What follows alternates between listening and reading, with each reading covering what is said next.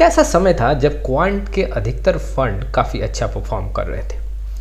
Quant small cap, mid cap, flexi cap, हर एक category में देखोगे तो क्वांट के म्यूचुअल फंड ने ताबड़तोड़ पैसा बना के इन्वेस्टर को दिया।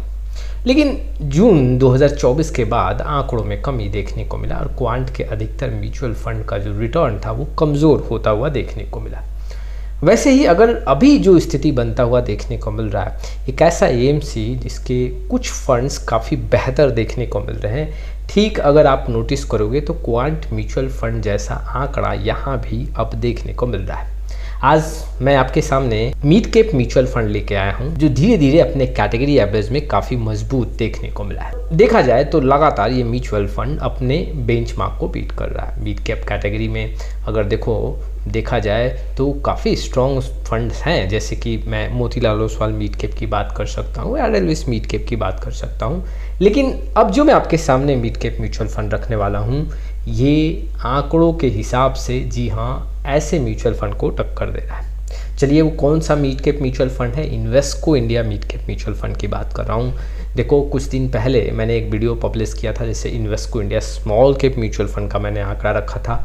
स्मॉल कैप कैटेगरी में जी हाँ उभरता हुआ म्यूचुअल फंड देखने को मिल रहा था।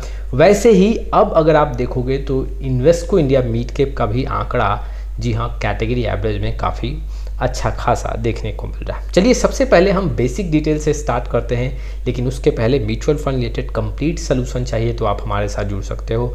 जी हाँ, डिस्क्रिप्शन बॉक्स में आए डिटेल चेक करें और व्हाट्सअप नंबर के थ्रू हमारे साथ जुड़ सकते हैं। म्यूचुअल फंड का जो यहाँ पे बेंचमार्क है वो BSE मिड कैप 150 TRI है।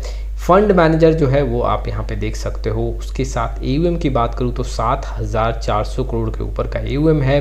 वहीं पे एक्सपेंस रेशियो जो है वो करीबन 0.70% के आसपास है। मिनिमम इन्वेस्टमेंट की बात करूँ तो 1,000 का लमसम इन्वेस्टमेंट और 500 रुपये के यहाँ पे SIP इन्वेस्टमेंट स्टार्ट हो सकता है। चलिए अब आपके सामने मैं लमसम रिटर्न रखता हूँ। पिछले कुछ सालों का आंकड़ा रखूँगा, शॉर्ट और लॉन्ग ड्यूरेशन का आंकड़ा आप देख सकते हो।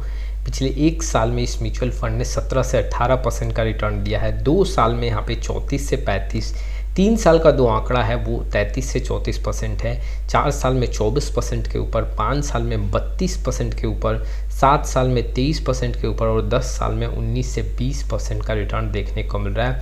ये एनुअलाइज रिटर्न है और अगर आप देखोगे किसी भी ड्यूरेशन में, चाहे मैंने 1 साल, 2 साल, 3 साल, 4 साल, 5 साल, 7 साल और 10 साल का जो आंकड़ा रखा उसमें हर बार जो ये म्यूचुअल फंड का रिटर्न है वो कैटेगरी एवरेज से ज़्यादा देखने को मिल रहा है। शॉर्ट ड्यूरेशन में भी देखें तो शॉर्ट ड्यूरेशन में भी आंकड़े आप देख सकते हो, जहाँ पे 3 मंथ में कैटेगरी एवरेज में 14% के आसपास है। इस म्यूचुअल फंड ने 19 से 20% का रिटर्न दिया है। 6 महीने में जहाँ कैटेगरी एवरेज में 7 से 8% का रिटर्न है, यहाँ पे म्यूचुअल फंड में 13 से 14% का रिटर्न देखने को मिल रहा है। पिछले 1 साल में कैटेगरी एवरेज में 3% के आसपास का रिटर्न है, जबकि इस म्यूचुअल फंड ने 18% के आसपास का रिटर्न दिया है। वही नहीं, मैं SIP रिटर्न भी आपके सामने रखता हूँ। SIP रिटर्न देखोगे तो पिछले 1 साल में 27 से 28% का यहाँ पे एनुअलाइज रिटर्न है। 2 साल में 31 से 32, 3 साल में 33 से 34, 5 साल में देखें तो करीबन 30% के आसपास और 10 साल में 23 से 24% का रिटर्न देखने को मिल रहा है। आपके सामने मैं रोलिंग रिटर्न का भी यहाँ पे एनालिसिस रखता हूँ। पिछले 1 साल में जो यहाँ पे फंड का रोलिंग रिटर्न है ऑन द एवरेज 21 से 22% है।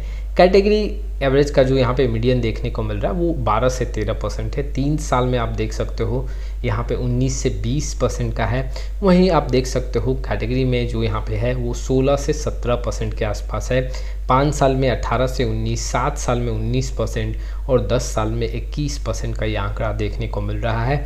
और अगर आप देखोगे तो ये कैटेगरी एवरेज से ज़्यादा ही रिटर्न बना के दे रहा है अगर मैं रोलिंग रिटर्न की बात करूँ तो। चलिए अब जानते हैं कि इस म्यूचुअल फंड का मार्केट कैप एलोकेशन कैसा है, किस कैप में ज़्यादा लग रहा है। देखो नोटिस करोगे तो लार्ज कैप में अराउंड 14% के आसपास का आंकड़ा है। मिड कैप में 62 से 65% का इन्वेस्टमेंट है।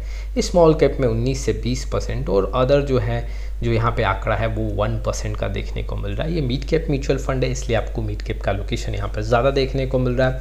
लेकिन अगर आप नोटिस करोगे तो इसमें स्मॉल कैप का भी आंकड़ा काफ़ी ज़्यादा देखने को मिल रहा है। यहाँ पे स्मॉल कैप का एलोकेशन ज़्यादा होने के चलते कई बार यहाँ पे रिटर्न और ज़्यादा देखने को मिल सकता है। हालांकि देखो अगर मिड कैप कैटेगरी में अगर आप नोटिस करोगे तो मिड कैप का एलोकेशन तो ज़्यादा होगा ही होगा, लेकिन स्मॉल कैप का एलोकेशन इतना ज़्यादा आपको नहीं देखने को मिलेगा। 1 से 2 फंड हैं जहाँ पे स्मॉल कैप का एलोकेशन ज़्यादा है, बट इस फंड में स्मॉल कैप का भी एलोकेशन जी हाँ अच्छा खासा देखने को मिल रहा है, जिसके चलते आने वाले समय में यहाँ पे रिटर्न और बनता हुआ देखने को मिल सकता है। चलिए ये भी समझते हैं कि क्या इस म्यूचुअल फंड का डाउन साइड प्रोटेक्शन स्ट्रांग है। देखो अगर देखा जाए तो इस म्यूचुअल फंड का जो पोर्टफोलियो है वो वेल डाइवर्सिफाई है, और रिटर्न के मामले में जब गिरावट होता है तो इस म्यूचुअल फंड में गिरावट कम देखने को मिलता है। जैसे एग्जांपल के थ्रू मैं अगर आपके सामने आंकड़ा रखूं, जो मैक्सिमम ड्रो डाउन जो देखने को मिला मार्च 2020 पीरियड में, वहाँ पे जो है निफ्टी मिड कैप 100 इंडेक्स करीबन 43% टूटा था, जबकि इन्वेस्को इंडिया मिड कैप में 25 से 26% का गिरावट देखने को मिला था। और ये भी देखने को मिल रहा है कि इस म्यूचुअल फंड का जो रिटर्न देखने को मिलता है उसमें डाउन साइड प्रोटेक्शन के साथ हाई कंसिस्टेंसी भी देखने को मिलता है, जो कि लॉन्ग टाइम में काफ़ी अच्छा पोर्टफोलियो को हेल्प कर सकता है। अब इन्वेस्टर ये भी पूछेंगे कि क्या हमें ऐसे म्यूचुअल फंड को अपने पोर्टफोलियो में ऐड करना चाहिए। देखो अभी तक जो मैंने आंकड़े देखे हैं, हर एक पैरामीटर पे ये म्यूचुअल फंड काफ़ी परफेक्ट देखने को मिल रहा है, लेकिन इसका मतलब ये नहीं कि आपके पोर्टफोलियो में कोई ऑलरेडी कोई फंड है तो आप इस फंड को ऐड करें और उसको क्लोज कर दें। अगर कोई ऑलरेडी अच्छा फंड है तो उसको आपको कंटिन्यू करना चाहिए। हाँ, एक new investor mid cap mutual fund में पार्टिसिपेट करना चाहते हैं और एक फंड सेलेक्ट करना चाहते हैं स्पेशली मिड कैप कैटेगरी में, तो इन्वेस्को इंडिया मिड कैप को जगह दे सकते हो। जो मैंने पैरामीटर्स बताया, जैसे कि हाई कंसिस्टेंसी यहाँ पे देखने को मिल रहा है, ये म्यूचुअल फंड हमेशा अपने बेंचमार्क को कैटेगरी एवरेज को बीट कर रहा है। अगर देखा जाए तो डाउन साइड प्रोटेक्शन भी स्ट्रॉन्ग देखने को मिल रहा है। उसके साथ ही साथ देखें तो हिस्टोरिकल डेटा भी काफ़ी ज़्यादा है, 10 साल का पूरा डेटा है। तो इन सारे आंकड़ों के बेसिस पे हम डिसीजन ले सकते हैं कि ऐसे म्यूचुअल फंड को आप अपने पोर्टफोलियो में ऐड करो। लेकिन देखो इन्वेस्टर को मैं ये भी बताना चाहता हूँ, रिस्क थोड़ा यहाँ पे हाई होगा कंपेयर टू जो कि मैंने आपको बताया कि यहाँ पे थोड़ा स्मॉल कैप का एलोकेशन ज़्यादा है, तो हो सकता है रिस्क आगे जाके हाई हो। फिलहाल अभी तक जो आंकड़ा देखने को मिल रहा है उसमें डाउन साइड प्रोटेक्शन यहाँ पे काफ़ी अच्छा देखने को मिल रहा है, लेकिन अगर स्मॉल कैप यहाँ पे इंक्रीज़ हुआ तो एग्जैक्टली थोड़ा सा डाउन साइड प्रोटेक्शन में यहाँ पे कमज़ोर स्थिति बनता हुआ देखने को मिल सकता है। लेकिन आने वाले समय में ये पता चलेगा। फिलहाल जो है अभी आंकड़े काफ़ी मजबूत देखने को मिल रहे हैं। आपका क्या राय है इस वीडियो को लेके? जी हाँ, कमेंट बॉक्स में ज़रूर आएँ। फिर मिलेंगे एक नए वीडियो के साथ, तब तक के लिए जय हिंद जय भारत।